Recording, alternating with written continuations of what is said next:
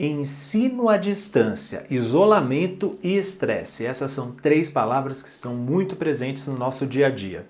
Fique atento, esse é o assunto desse vídeo.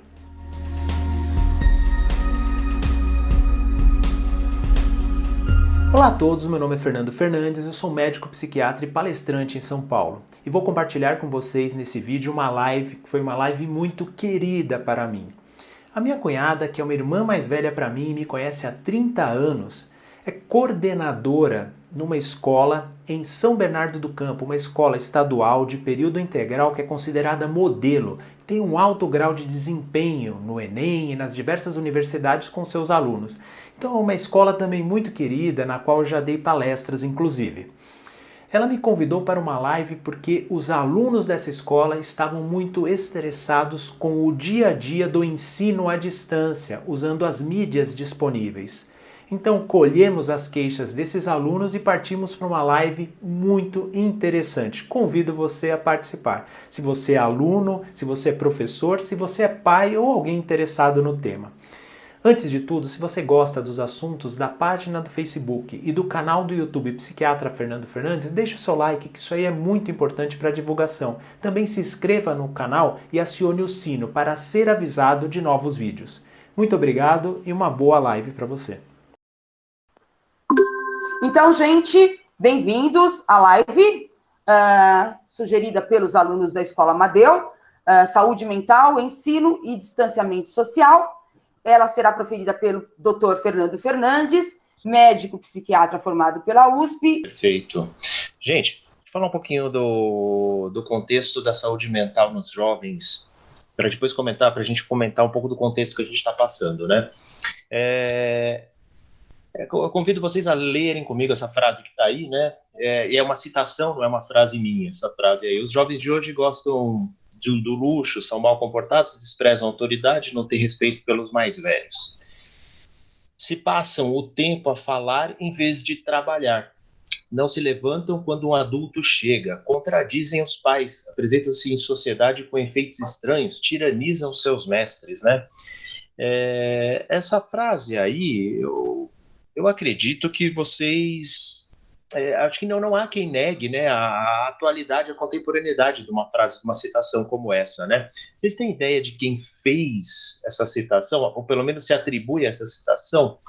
Sócrates aí, quase 500 aí antes de Cristo, né, entre 400 e 500 antes de Cristo.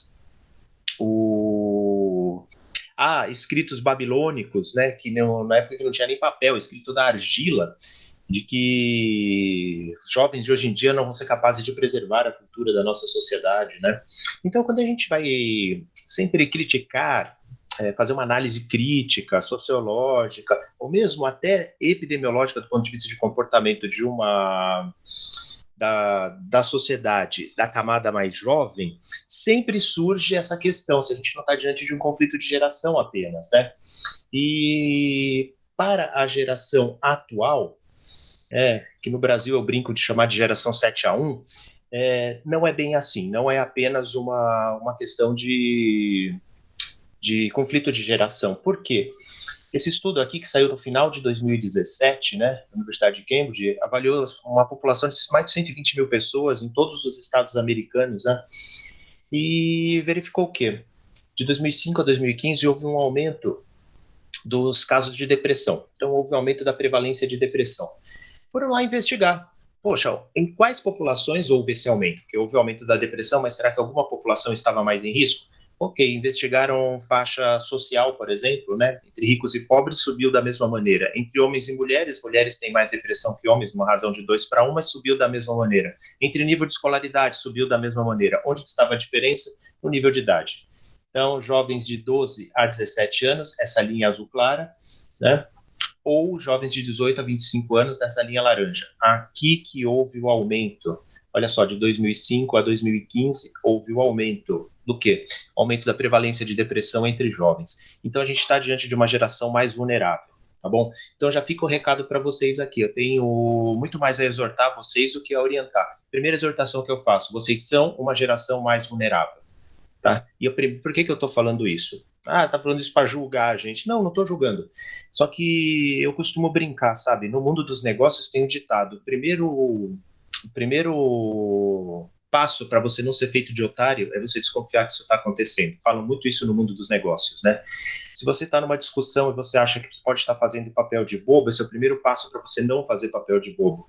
Se você não souber que você faz parte de um grupo que está mais vulnerável, isso vai te tornar mais vulnerável ainda. Então, esteja ciente, você faz parte de um grupo mais vulnerável, você faz parte de um grupo menos resiliente, você faz parte de um grupo que adoece mais do ponto de vista psiquiátrico, sobretudo com a depressão. Mas não é só depressão, é uma geração que tem mais ansiedade, timidez e medo, dificuldade de expressão, e a adolescência hoje em dia é mais prolongada, né? A adolescência acabava, o termo, por exemplo, em inglês, isso explica muito bem, né? Os teenagers, por exemplo, né? Acabava no máximo com 19 anos. Hoje ela está se prolongando aí na terceira década de vida, acima dos 20 anos, até 22, 23, 24, 25 anos, e aí depende do autor, depende do contexto, depende da pessoa e da família, né? Então, vocês são uma geração mais vulnerável. O primeiro passo para você conseguir lidar com isso é você saber disso. Ansiedade, timidez e medo trazem consequências do ponto de vista comportamental. Umas são mais óbvias, outras são menos óbvias, né? Obviamente, sofrimento, perda de oportunidade, dificuldade no enfrentamento das situações e do ponto de vista comportamental, a geração mais autoritária que já existiu. Por quê? Medo, timidez, medo, ao contrário do que se pensa, normalmente nós pensamos numa pessoa mais retraída, né? Mas pessoas que têm mais insegurança e mais medo tendem a ser mais autoritárias, justamente para um modo disfuncional de enfrentar esse medo. Então a gente está diante dessa situação toda. Somada a isso, a gente tem, então, olha, esse termo diátese e estresse é um termo usado em psiquiatria, em comportamento, que diz assim, diátese são basicamente as vulnerabilidades que nós temos do ponto de vista genético, mas a gente pode expandir isso ponto de vista não apenas genético, mas também do ponto de vista comportamental. Nós temos vulnerabilidades do ponto de vista genético, né? O termo diátese diz mais ou menos, faz referência às nossas vulnerabilidades genéticas, né? Mas também do ponto de vista comportamental, a gente está diante de uma situação, de uma geração mais vulnerável. Diante de qualquer estressor, é previsível que reaja sucumbindo mais, que reaja com mais adoecimento mesmo. Essa foi uma matéria da Veja, que foi uma das matérias de capa aqui, ó, depressão, a preocupante explosão de casos entre adolescentes, né? Essa matéria aqui, eu fui um dos 3 psiquiatras que participou dessa matéria aqui. A jornalista, a repórter, ela queria fazer uma matéria de capa principal, mas sempre aparecia um caso de corrupção e nunca ela conseguia emplacar, né? Aí quando não era caso de corrupção, era o coreano lá que falava que ia soltar a bomba e aparecia o coreano na capa, né? E nunca conseguiu. Bom, enfim, aí ela conseguiu colocar na capa numa das 3 matérias aqui de cima. E na capa tinha uma matéria de corrupção, por coincidência, né? E aí eu falei muito sobre resiliência, não é o que eu quero conversar hoje com vocês especificamente, né? Mas é a citação que colocaram minha aqui: filhos hiperprotegidos podem perder a capacidade de resiliência, né? Então, como eu falei para vocês, mais do que lamentar com vocês aqui a situação, eu quero exortar vocês, muito mais, né? Para que a gente pense um pouco em resiliência no momento como a gente está passando, no momento de dificuldade como a gente está passando, né? Somado a tudo isso que eu falei, a gente está num contexto de explosão de uso das redes sociais e os jovens, sobretudo, né? Mas não só jovens, passam a maior parte do tempo em tela, né? Esse estudo aqui associou o quê, né? Sintomas depressivos e comportamentos relacionados ao suicídio e taxas de suicídio maiores em pessoas que ficam mais tempo na frente de tela. Eles chamam assim, né, media screen time, tempo que você fica na frente de uma tela, né, seja de rede social, seja de chat, seja de Netflix ou outros serviços de streaming, né, pouco importa. Então existe uma correlação aqui entre o uso de mídia, né, ficar na frente da tela e sintomas depressivos. Alguém pode dizer, primeira pergunta que alguém pode fazer tá bom, então ficar na frente da tela é depressivo? Não é bem assim, Eu expliquei isso para a repórter, né? Apesar de, na matéria, eles colocarem que isso pode ser um fator de risco, não é bem assim. O fato é que pessoas em depressão tendem a ficar mais em atividades passivas e solitárias, né? E no próprio corpo da matéria, apareceu um jovem que me confirmou isso. Por quê? Porque duas coisas, quando acontecem juntas, não necessariamente elas estão relacionadas. Então, por exemplo, esse gráfico mostra aqui uma correlação negativa e inversa entre o número de acidentes de helicóptero com vítimas fatais e o número de lançamento de filmes do Nicolas Cage. Obviamente, uma coisa não tem nada a ver com a outra, né? Isso é uma coincidência, e coincidências acontecem. Porém, esse jovem aqui, que fez parte da matéria, ele foi curioso, porque ele contradisse a matéria e ele me confirmou. Ele falou assim, minha depressão começou no último ano da faculdade, tinha 22 anos, precisava arrumar um TCC, e ele chegou a um ponto de só ter forças para mexer no celular ou no computador para passar o tempo. Ou seja, gente, esse mundo de mídia que nós estamos mergulhados, ele, olha só, está relacionado ao comportamento mais depressivo. Doutor, ele causa depressão? Não foi isso que eu disse. Mas muitas pessoas que não têm mais força para fazer nada, para interagir, para fazer atividades mais... para fazer atividades mais proativas, né, que precisa mais iniciativa, que precisa mais protagonismo, não consegue. Ele consegue só ficar na frente da tela, sem fazer nada. Ou seja, gente, nós estamos numa situação que a gente está tendo que ficar muito mais na frente das telas, né? E isso pode ser positivo, por um lado? Pode aumentar a produtividade, porém pode ser negativo por outro. Não é porque nós estamos conseguindo manter nossa produtividade que isso pode ser positivo. Esse jovem, por exemplo, olha, em depressão, ele falava que a única coisa que ele conseguia era ficar na frente da tela. Estou usando isso aqui como um exemplo de que a tecnologia pode estar associada a uma coisa negativa, e não necessariamente positiva. Bom, essa era a introdução que eu queria fazer. Deixa eu aproveitar já para chamar vocês para as minhas redes sociais, né, que a gente vai conversar a partir de agora, gente. Se você quiser conteúdo de bem-estar, comportamento, saúde emocional, saúde psíquica, gente, curte lá a página do Facebook Psiquiatra Fernando Fernandes, tem o Instagram @Psiquiatra Fernando Fernandes, onde eu coloco a maior parte do meu material, fica tudo gravado lá, inclusive essa live que eu estou fazendo com vocês, no YouTube Psiquiatra Fernando Fernandes, tá bom? Então já faço esse convite para vocês. Agora, professora Fernandes, eu vou deixar de compartilhar essa tela aqui, parar a apresentação. E aí eu passo a interagir com vocês. Oi, Daniel. Desculpa, Nan, chegou um aluno aí. Nan, que bacana. Oi. Eles ainda não escreveram nenhuma pergunta, eu vou só alterar aqui o layout para eu poder vê-los também. Tá, além de você, estou vendo. Estou aguardando, eles vão se manifestar, mas eu gostaria inicialmente de, para a gente não perder tempo, fazer uma pergunta. Em primeiro lugar, eu queria colocar para vocês. Há uma questão muito evidente aqui que nos coloca, Nan, em diferença em relação a você, em relação à intuição e ao profissionalismo, né? Muitas conclusões às quais você chegou, você conhece o Caio, eu havia chegado com o Caio de maneira intuitiva, claro, mas de uma pessoa que teve uma participação efetiva numa criança com um transtorno, tá? O que eu achei interessante? Você falar que a pessoa tem que saber daquilo que se passa com ela. Então, eu usei isso com o Caio, por exemplo, eu sempre fiz questão que o Caio soubesse das diferenças dele como um garoto autista. E ele, ao saber disso, ele soube lidar com a situação. Eu me inspirei no filme Mente Brilhante, no qual o rapaz sabia, eu posso estar falando um monte de bobagem, tá, Nan? Mas ele sabia da condição dele de, acho que era esquizofrênico, e o Caio sabia da condição dele de autista. Você disse aqui, durante a sua apresentação, que a primeira coisa que você queria era trazer ao aluno a noção de vulnerabilidade da geração deles. Estou errada, Nan? Perfeito. Foi o que eu quis colocar. Né? É o que eu quis colocar. Porque se você não souber que você está vulnerável, saber que você está vulnerável é algo, é o primeiro passo para você se proteger e reconhecer quando estiverem acontecendo as coisas, né? As piores adversidades que a gente passa na vida é quando a gente estava 100% desprevenido de que algo poderia acontecer. Exatamente isso, professor. Então, aí, maravilha. Eu acho que você trouxe a consciência deles de maneira profissional, como eu digo, não é um curioso falando.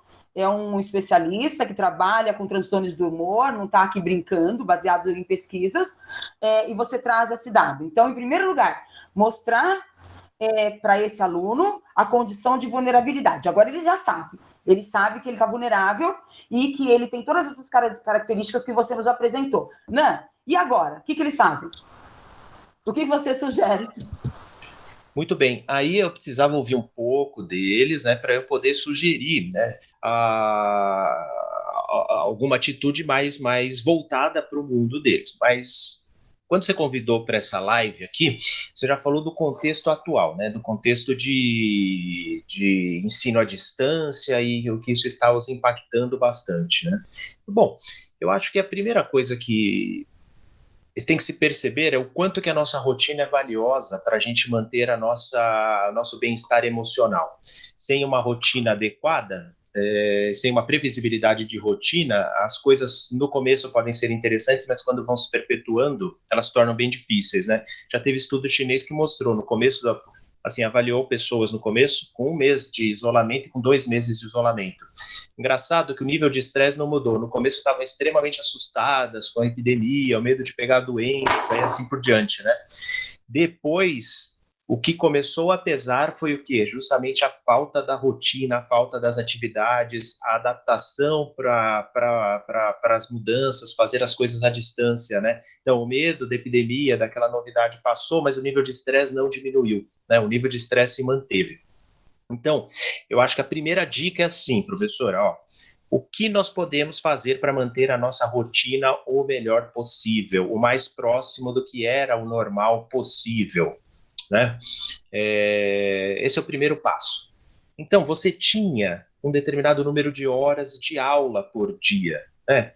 Se você vai manter essa atividade à distância, por que seria mais difícil manter esse número de aulas que os professores estão se esforçando para sustentar ao longo de um dia, né?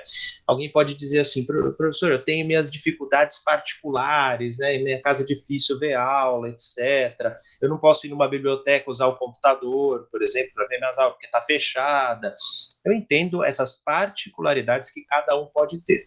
Eu entendo também que ficar na frente de uma tela vendo uma aula não é igual a ir para a escola ver uma aula, né? Não é igual a estar presente. Alguém pode dizer, poxa, mas tem o conforto, né, de você estar na sua casa. Eu estou atendendo à distância. Eu posso dizer para vocês que no final do dia eu estou mais esgotado do que se eu estivesse no consultório, tá? Então não existe essa relação. Parece que nosso psiquismo está mais acostumado, né, com as atividades presenciais, está mais adaptado para as atividades presenciais. Então, eu entendo que pode haver esse desgaste. Mas será que é um desgaste tão intenso, a ponto da gente não conseguir levar o dia a dia?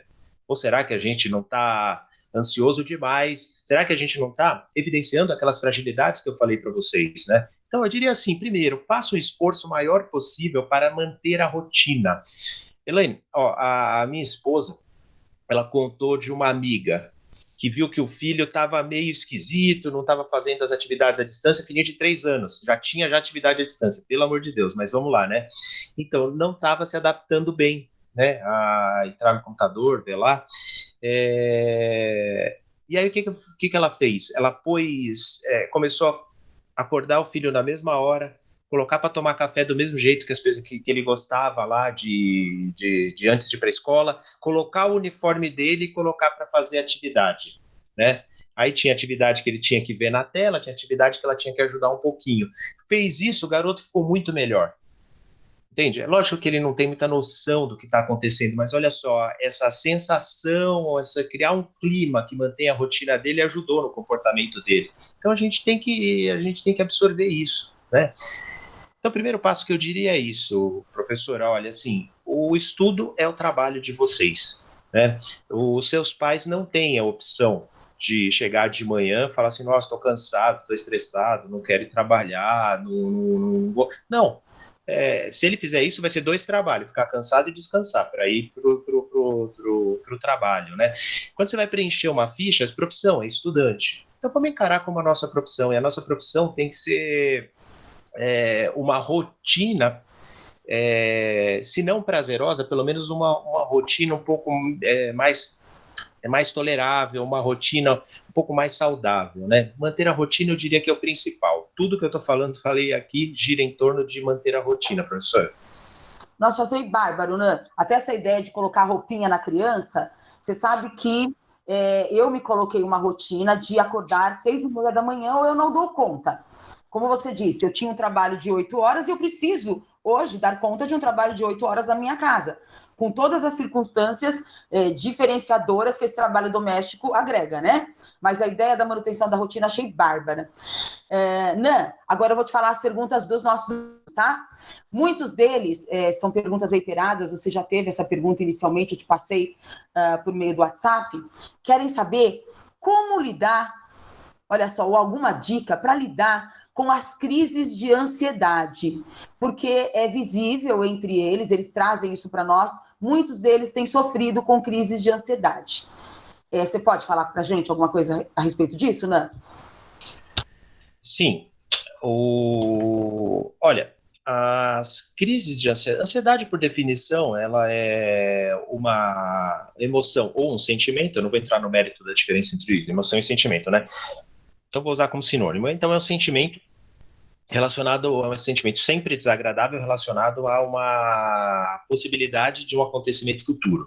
Esse acontecimento futuro pode ser pode ser separação de um ente querido, pode ser alguma perda, pode ser algum prejuízo importante, pode ser uma ameaça à integridade física. E a ansiedade, ele é um sentimento funcional. Sem ansiedade, nós não sobreviveríamos, nós não nos prepararíamos para um futuro incerto, para uma adversidade. Então, primeiro, a ansiedade é um sentimento normal, tá bom? A gente está diante, entre as vulnerabilidades dessa geração, né, que eu brinco chamando de geração 7-1 no Brasil, né? Entre as vulnerabilidades dessa geração está o aumento da ansiedade. Primeira coisa, é reconhecer a ansiedade como algo normal. Ah, mas em mim ela é muito exacerbada. Ela me incapacita, ela me faz sofrer demais. Ok, se ela está te incapacitando, se ela faz você sofrer demais, então talvez ela não seja uma ansiedade funcional, tá bom? Primeira coisa que você vai fazer, reconheça a ansiedade, respira fundo e tenta achar o pensamento que está associado a essa ansiedade, ok? Ah, estou com muita tarefa na escola. Meu amigo, é o teu trabalho. Todo mundo tem muito trabalho. Todo mundo, tocar a vida não é fácil mesmo. Então, o que eu estou fazendo aqui? Estou questionando o pensamento que gerou essa ansiedade. Ok? Ah, estou com muita tarefa. A vida é assim, a vida é cheia de tarefas mesmo.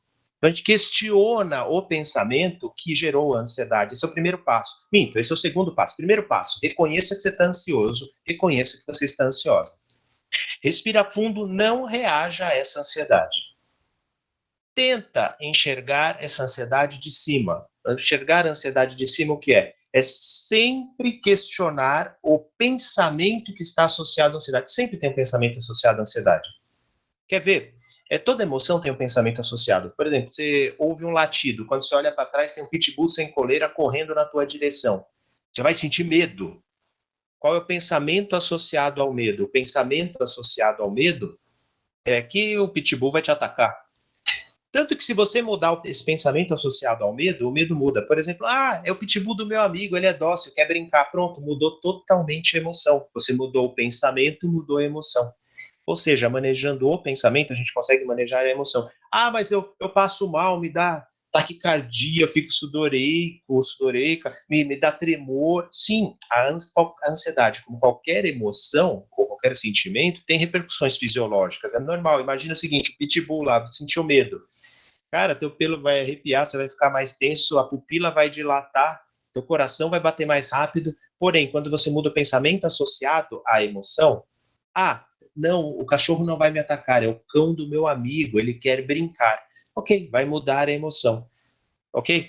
Olha, mas você manejar o pensamento associado aos seus sentimentos pode não ser fácil. Por quê? Porque nós temos uma tendência a encontrar na realidade só dados que vão ao encontro do que eu penso, só que concordam com o que eu penso. É o chamado viés de confirmação, tá?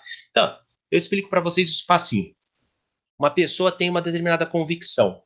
Aí você fala assim, qualquer coisa que você fala para ela contra essa convicção, ela não acredita, mas qualquer coisa que você fala para ela a favor da convicção, ela vai acreditar, mesmo que seja mentira. É assim com as nossas emoções, a gente está se enganando assim a todo dia. Toda hora a gente está se enganando assim. Então, muitas vezes você está ansioso por algo que não faz sentido.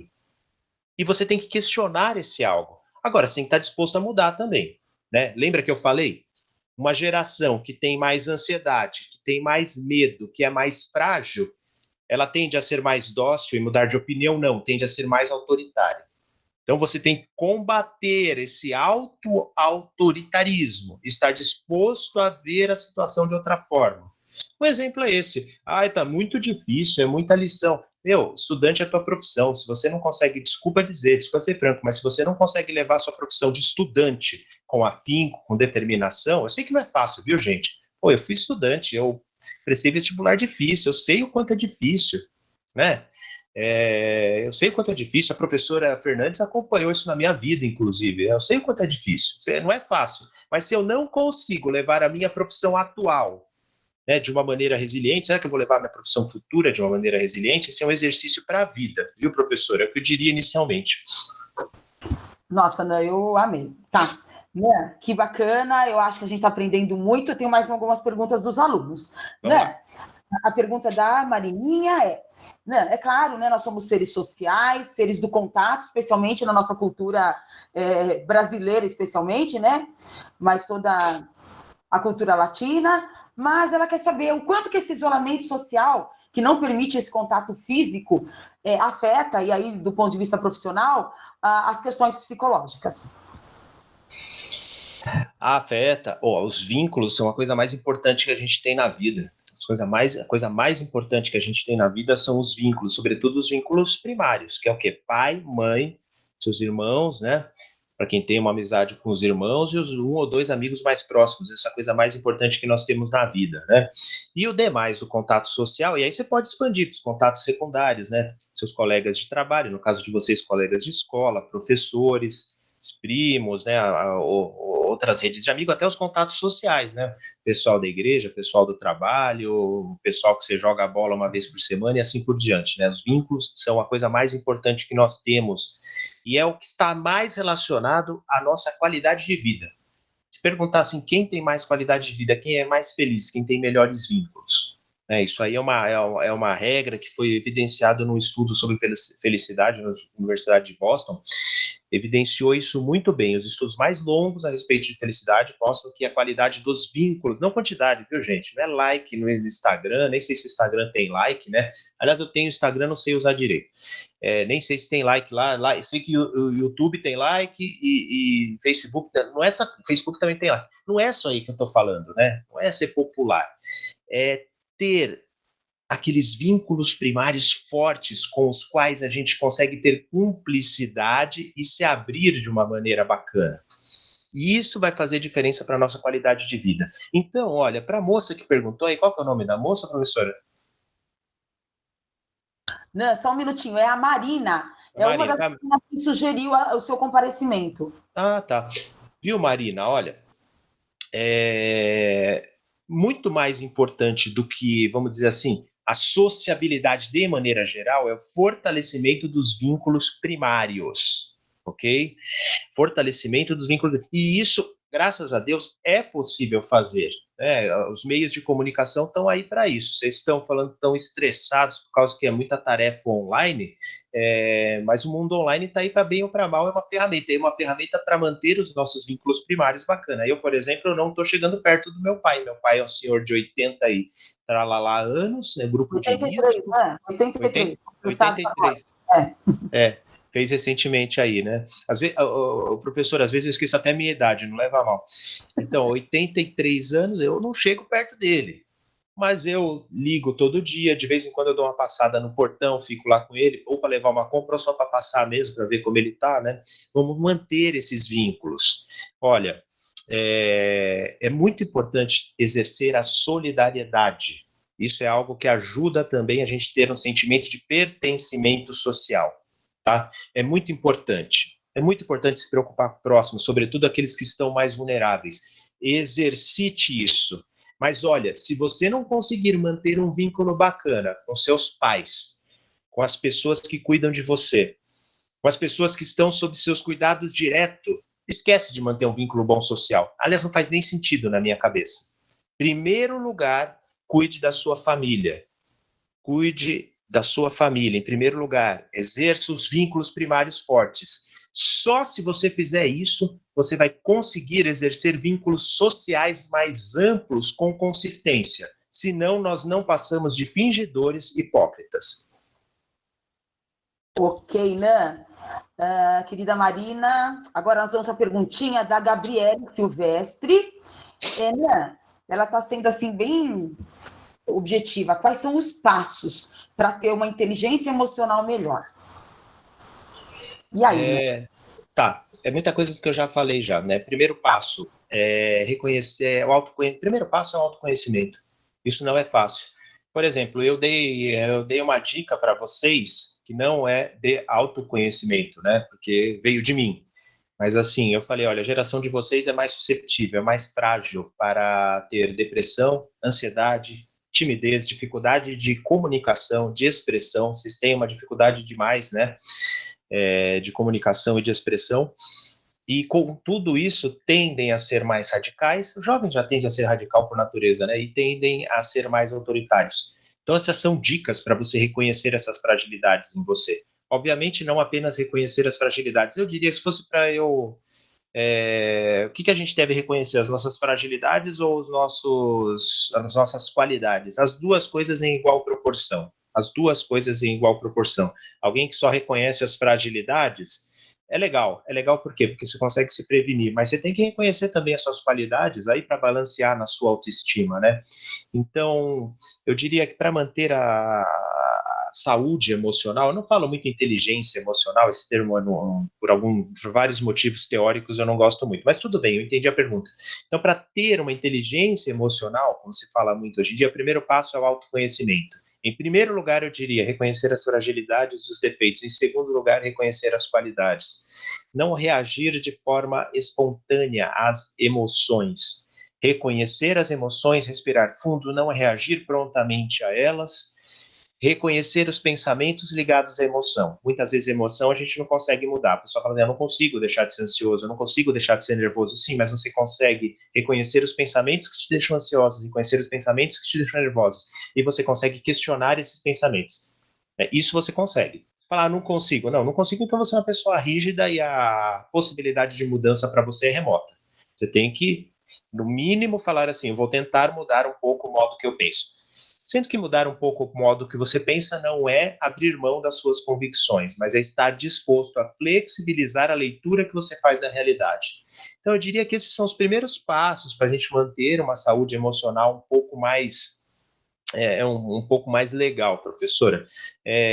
Reconhecer as suas fragilidades, autoconhecimento, reconhecer as suas fragilidades, reconhecer as suas qualidades, de modo a balancear bem uma autoestima e não reagir prontamente às emoções. Né? Eu me lembro, talvez você nem se lembre do texto. Eu fiz uma revisão para você de um texto já faz alguns anos em que você falava sobre resiliência. Você lembra disso? Lembro, eu escrevi para uma revista. Isso, eu gostei muito do texto e eu lembro que você falava, tá meio vaga a lembrança, porque eu não tive mais acesso, eu gostaria até que, se você pudesse, me mandasse novamente esse texto para eu trabalhar com os alunos. Eu lembro que você falava que a resiliência tinha a ver com a primeira infância, de uma formação saudável nos vínculos com os familiares, essas relações sociais primárias que você falou, mas que depois a pessoa poderia desenvolvê-la também.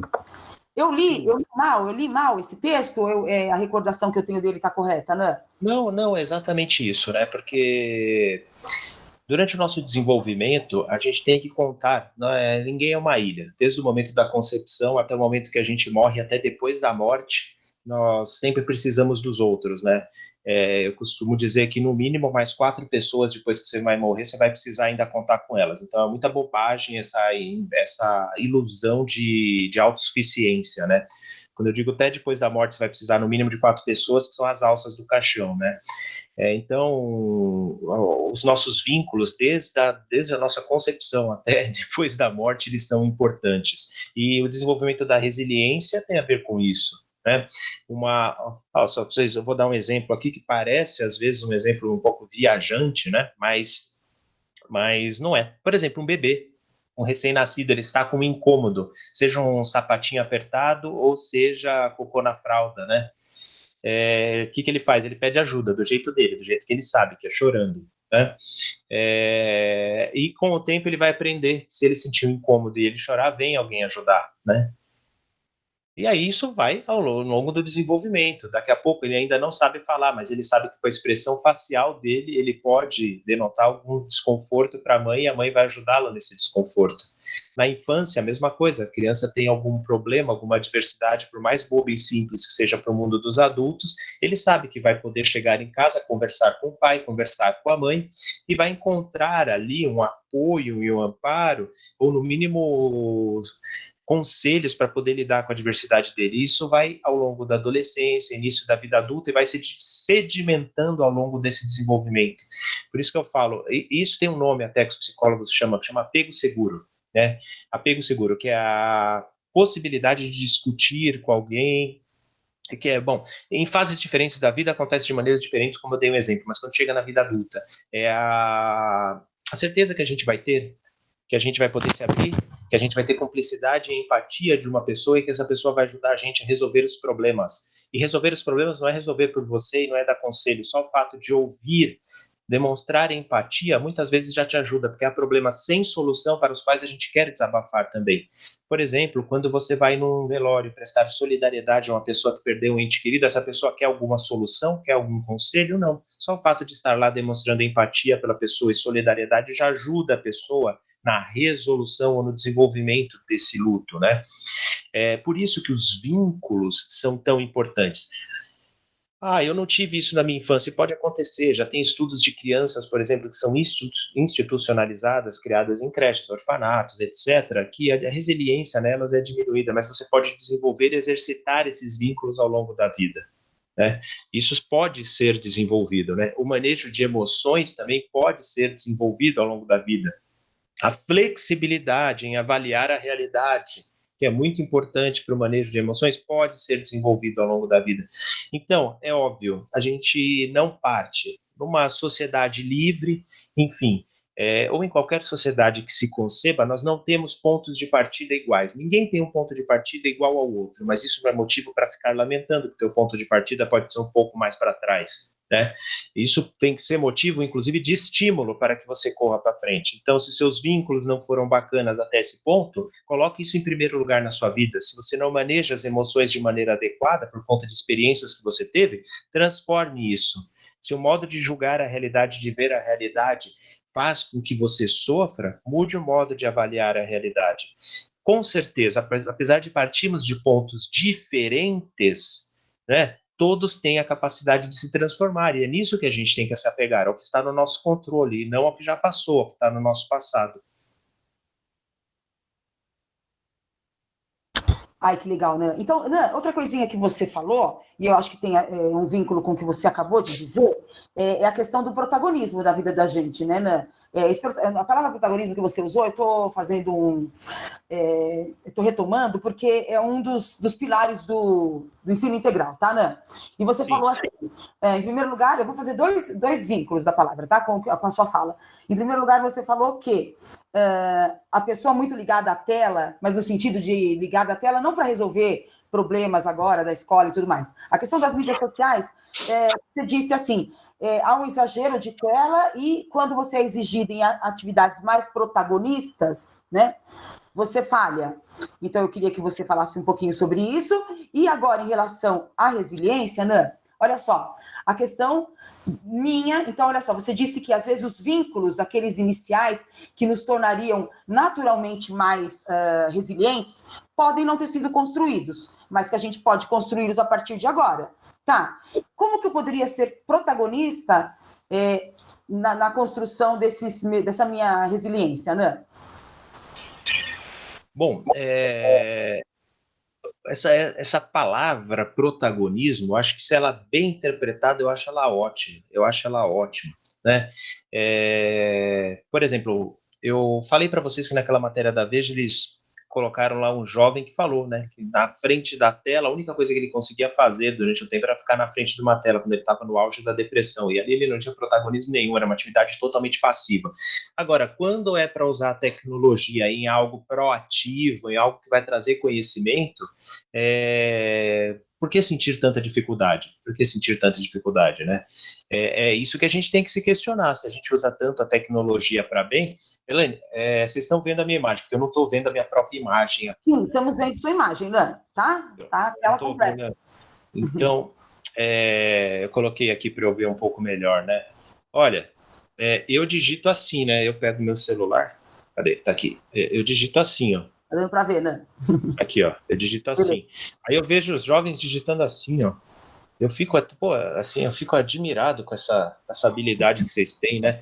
Então, se é para ficar postando meme, né, no WhatsApp, conversando com o crush, né? Não é namorado, né? Paquera é crush, né? Sei lá como vocês chamam isso.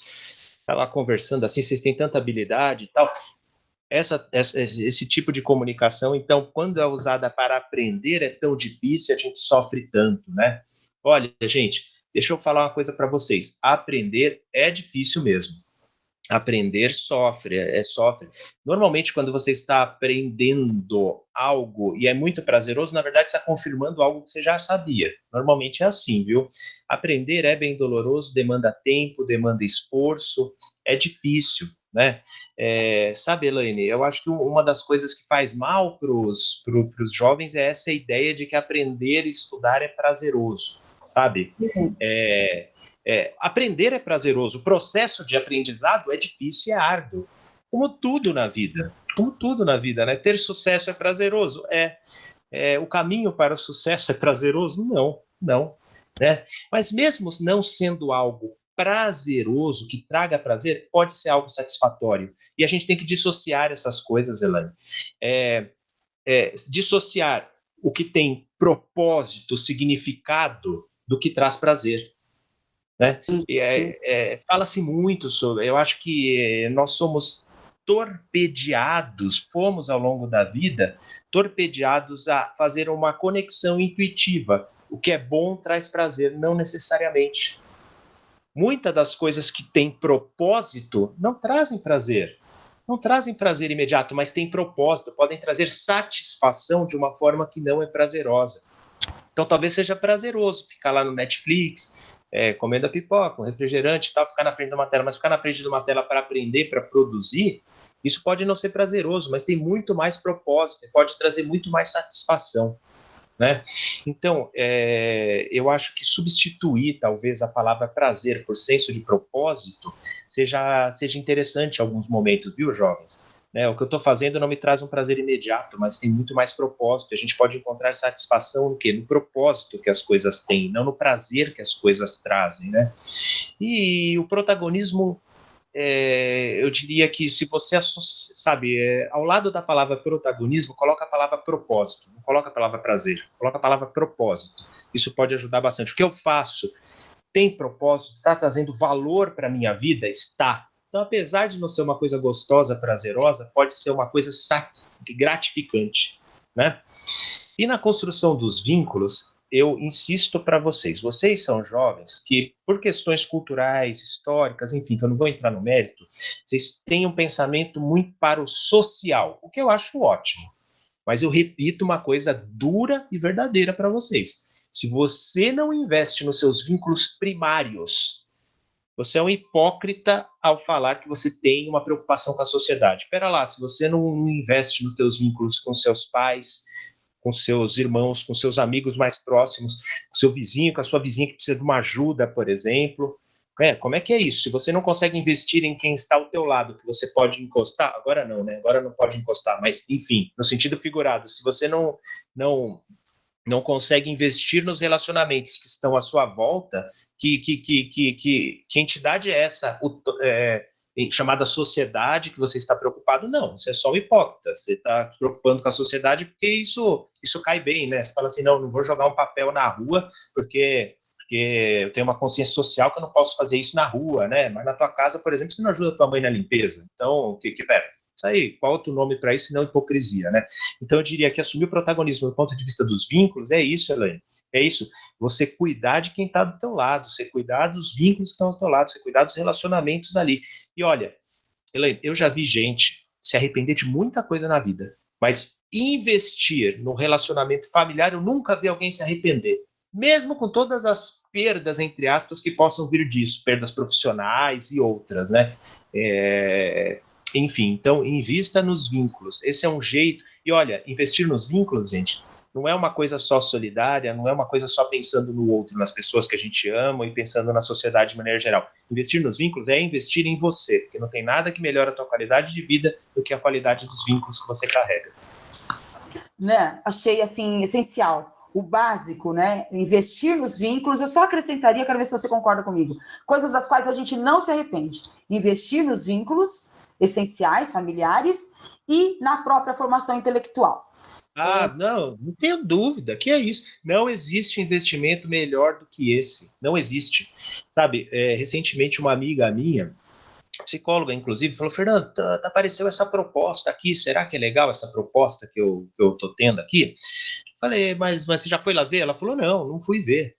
Falei, então vai ver, não tem nem como eu te aconselhar se você não for ver a proposta, não, a proposta profissional. Mas eu falei assim, ó, nada tem que estar à frente do quê? Primeiro, a tua família, o teu relacionamento com o teu marido, né? Nada pode atrapalhar isso. Segundo lugar, nada pode atrapalhar o quê? Você continuar a sua formação, né? Você continuar o seu aperfeiçoamento, né? E aí eu colocaria em terceiro lugar, em primeiro, os relacionamentos, em segundo, a sua própria formação, nada tem que estar à frente disso, né? E em terceiro lugar, no caso dela, eu falei para ela do teu consultório. Por quê? Porque era o negócio dela, um negócio que pertence a ela, um investimento pessoal dela, que ela faz já há muitos anos e vai carregar para o resto da vida. Então, aí é uma opinião pessoal minha, profissional, né? Que um emprego aí em tempo não integral não daria à frente do próprio negócio dela. Mas, enfim, concordo com você, Helene. Em primeiro lugar, vínculos familiares. Em segundo lugar, formação pessoal, né? Isso tem que estar à frente de tudo. Né? Eu vou agora só agradecer, já são quase 11h05, 11h30, você volta para falar com os professores, então você vai ter um tempinho para tomar sua água. O que eu quero te dizer, eu quero agradecer em nome dos alunos, dos profissionais da escola e dos professores. Essa live é para rever, eu vou revê-la inúmeras vezes, ela vai encetar inúmeros novos debates dentro da escola, nos nossos momentos de formação em ATPC e tudo mais. Queria agradecer seu pronto atendimento, eu sei o quanto você tem a vida corrida, o quanto você está preocupado e o quanto está sendo exigente estar aqui, exigente para você mesmo estar aqui com a gente hoje, tá? Muito obrigada, Fernando, e às 11h30 esperamos você com a equipe de professores, tá? Sim. Elaine, tem como liberar o microfone do pessoal? O pessoal dá tchau, pelo menos? Claro. Ô, moçada, vamos dar tchau, falar um oi aí pro Fernando. Oi. Olá, muito obrigada pela palestra. Verdade. Tchau, obrigada. Foi muito bom, muito bom, muito bom.